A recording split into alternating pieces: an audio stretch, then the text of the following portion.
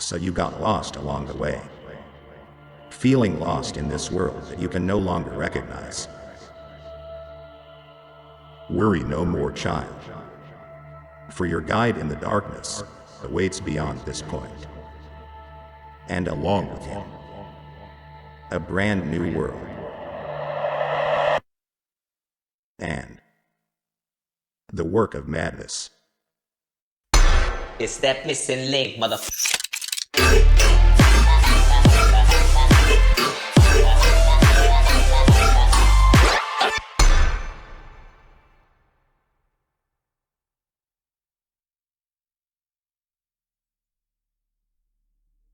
Damn, what an intro.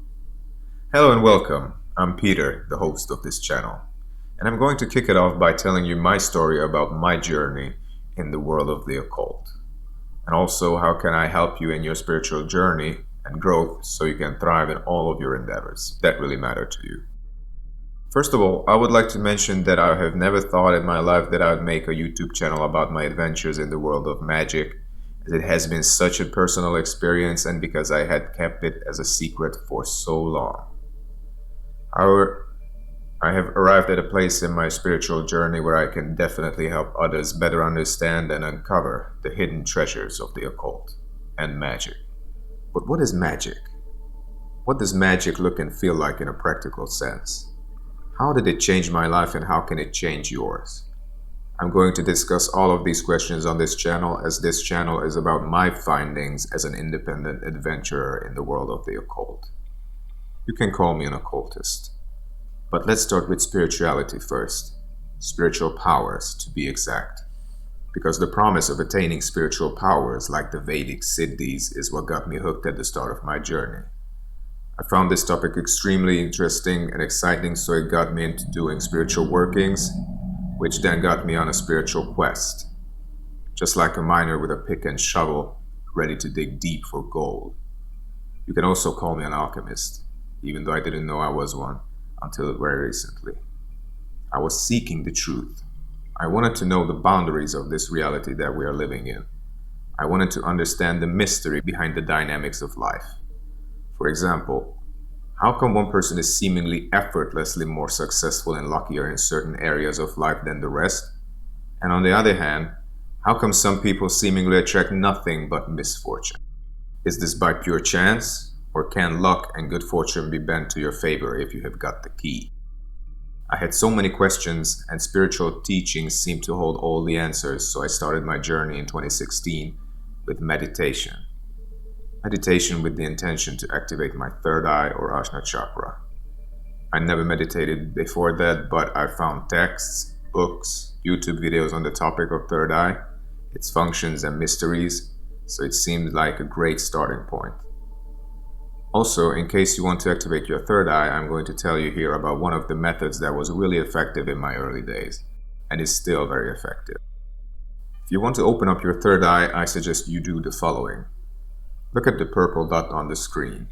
Look at it very well with your eyes. Then close your eyes and imagine that you have a third eye right between the two, and imagine that you are looking at that dot through your third eye. Imagine the dot. Imagine yourself looking at it with your third eye while the rest of your eyes is closed.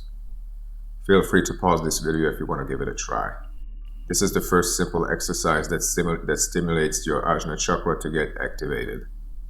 I will make a separate video on third eye activation. But until then, here are some of the things that happened to me while I was in this third eye opening phase. Tingling. A tingling sensation in the forehead from mild to heavy tingling. Dreams. Whenever I did my exercises, I always had dreams. Every single time. When I didn't do it, I didn't have dreams. It was that simple. It was and still is to this day. The witch's nail. Next to the tingling sensation, I remember I had another experience where I was lying in bed in the dark and I started to feel like someone with a long nail was poking my forehead. In fact, it was as if someone or something was drawing certain shapes in a triangular motion on my forehead while I was alone in my room. It lasted for minutes, so I could observe this sensation very well. Sensitivity. Sensitivity to spiritual objects. Like, for example, I was in a museum where ancient artifacts and shamanic drops and symbols were displayed. The closer I moved to them, the more intense the tingling in my forehead was. So it was crazy. And you know what else is crazy? That even though it was spooky in the beginning, it didn't scare me at all. However, I didn't know what I could use this for or where this was leading to. At least not for a while, until I started doing rituals. But more on those rituals next time. Thanks for joining in. I see you in the next episode. Take care. I love you.